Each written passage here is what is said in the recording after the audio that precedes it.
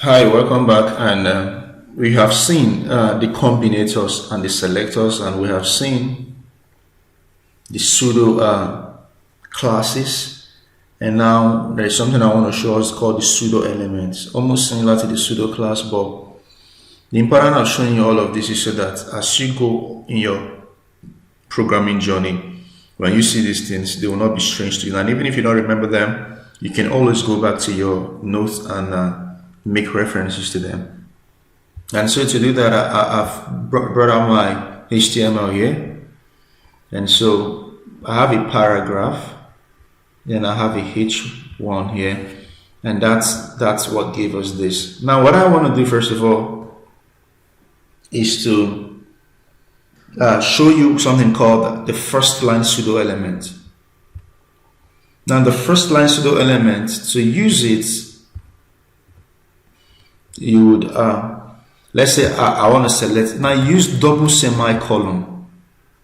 So I'm going to say first line.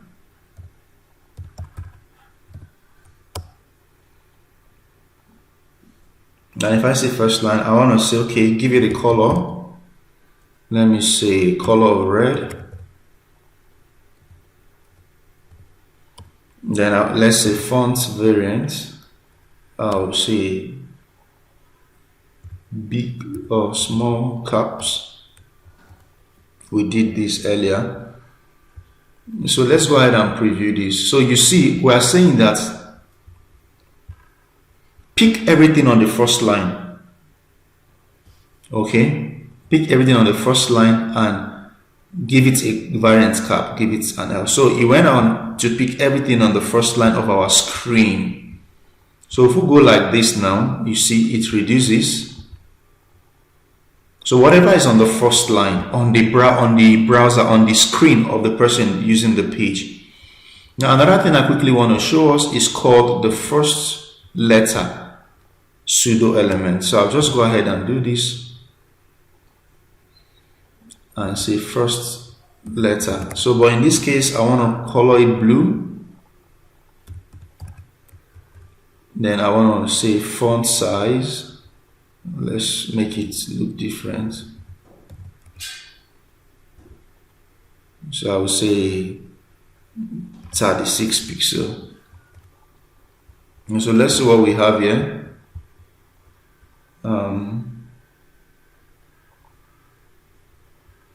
Let me go back to the code. What's the problem?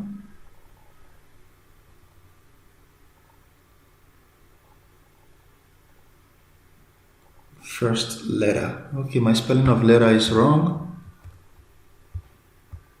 Okay, so our first letter is selected and it is styled. Then there is something I want to show you called the before and the after pseudo element. Quickly, let's say we want to add some beautiful image to highlight this and this to this. So I'll just show you quickly how we can do that. And so you use the pseudo. So I'll pick the element. I'll say H1, then I'll use the pseudo element, then I'll say before.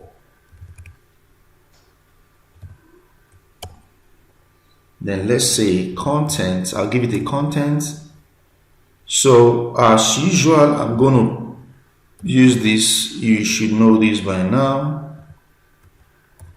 So you have to choose the location of your image. Let me go to my folder. So I have an image already saved here. So this image is a GIF image. So I called it marker left. Let me just copy the title, the .gif.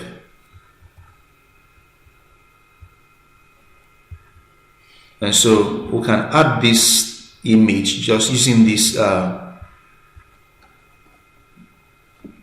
we can also do that for after.